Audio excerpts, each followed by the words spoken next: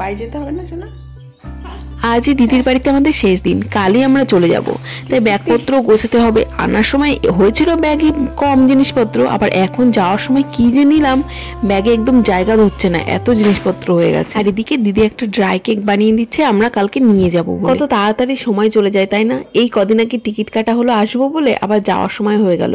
আর ওর বাবার খুবই ব্যস্ত আছে, ওই জন্য আজকে সকালেই এসে আবার সকালেই আমাদের নিয়ে চলে যাচ্ছে। এটা তো চাকদার কাছে, আমরা যাব এখন সাঁতরাগাছি। আসলে ট্রেনটা ছিল শালিমার থেকে, তো শালিমার যাওয়াটা বেশি অসুবিধা বলে সাঁতরাগাছিতে যাব আমরা। আর গাড়িতে উঠে কিছুক্ষণ পরেই ছেলে ঘুমিয়ে পড়েছে। ছোট বাচ্চা নিয়ে যারা জার্নি করে তারাই তো জানে যে এইটুকু মানুষ নিয়ে জার্নি করা কতটা কষ্ট। আরো সারাটা দিনের ব্যাপার, আমাদের পৌঁছাতে সেই রাত হয়ে যাবে, তাই যতক্ষণ ঘুমাই সেটুকুই আমাদের সুবিধা। এই যে দুধারে রাস্তার কাজ হচ্ছে, এটা বোধহয় সম্ভবত কল্যাণীর ওখানেই হবে। তো এটা দেখানোর কারণটা হচ্ছে, এখানে যে কাজটা হচ্ছে সেটা হচ্ছে এলএনটি কাজ করছে, তাই ওর বাবা বুঝিয়ে বলছিল একটু এটা এই জিনিস এটা ওই জিনিস। সেটা শুনে আমারও বেশ ভালো লাগছিল, ওই জন্য ভাবলাম একটু ভিডিওটা করে নিই। যারা দেখেছে তারা নিশ্চয়ই জানে এখানে যে ব্রিজটা হচ্ছে সেটা নাকি অনেক লম্বা ব্রিজ।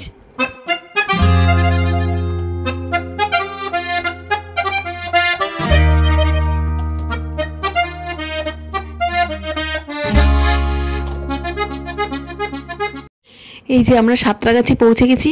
দাঁড়ান আপনাদের একটা জিনিস দেখাই।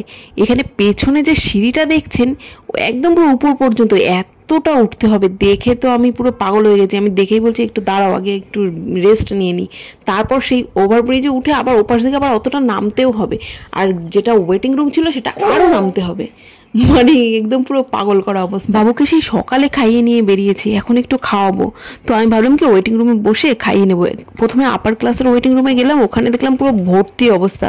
তারপর এখানে সেকেন্ড ক্লাসের এইটাতে এলাম। তো এখানে এসে মানে কিছু বলার নেই, আর বেবি ফিডিং সেন্টারে তো কিছুই নেই, শুধু মেঝেতে বসেই খাওয়াতে হবে এরকম অবস্থা।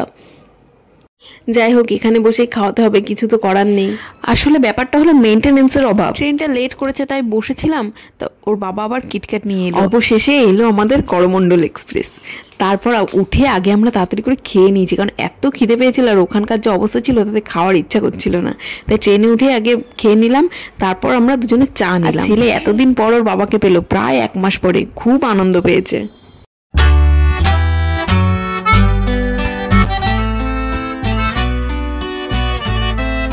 চলন্ত ট্রেনের জানালা দিয়ে এই শহরের ঝিকিমিকি আলো যেন একটা সরু সুতোর মতো লাগছে।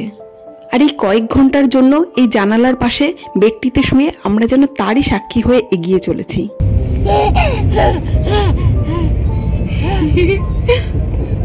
তুমি শান্ত, তুমি শান্ত বাবা।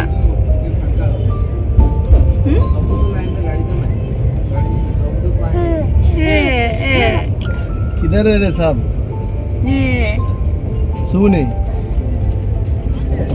अभी कहाँ पे है? ठीक है मेरे पास 10 मिनट। করমণ্ডলে সেই ভয়াবহ অ্যাক্সিডেন্টের পরেই প্রথম উঠলাম, তাই না নামা পর্যন্ত একটু মনের ভিতর কেমন ভয় ভয় করছে।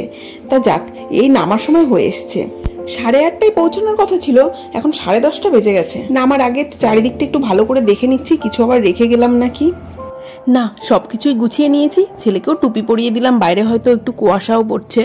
জানেন তো এখানে না অনেকটাই গরম পড়ে গেছে, আমাদের অতটা ঠান্ডা লাগছে না, কিন্তু বাচ্চা মানুষ তো, তাই ওকে সোয়েটার টুপি দুটোই পরিয়ে দিয়েছি। আসতে অনেকটা লেট হয়ে গেল, তাই আর বাড়ি গিয়ে তো রান্না করা সম্ভব না, তাই ভাবলাম রাস্তা থেকেই মানে হোটেল থেকে কিছু খাবার নিয়ে নিই। তাই ওর বাবা গেছে এখন খাবার নিতে, আমি ছেলেকে নিয়ে বসে আছি, ছেলে ঘুমিয়ে পড়েছে। এই রাস্তাটাই সোজা পুরী যাচ্ছে। এতদিন ঘরটা একা একা পড়ে আছে। যাওয়ার সময় খুব আনন্দ লাগে, কিন্তু আসার পর এটা পরিষ্কার করতে হবে ভেবেই যে এত কষ্ট হয়। এই যে চলে এলাম, এইদিকে আমার রাধা গোবিন্দ। আজকে আর বেশি কিছু করব না, কোনো রকম এই ঘরটা ঝাড় দিয়ে বেড কভার চেঞ্জ করে ফ্রেশ হয়ে শুয়ে পড়বো। এইটুকু মানুষ তাও ঘরে এসে চিনতে পেরেছে যে ও ঘরে চলে এসেছে। আপনারাও ভালো থাকুন, খুশিতে থাকুন। ভিডিওটা এখানেই শেষ করছি। নমস্কার।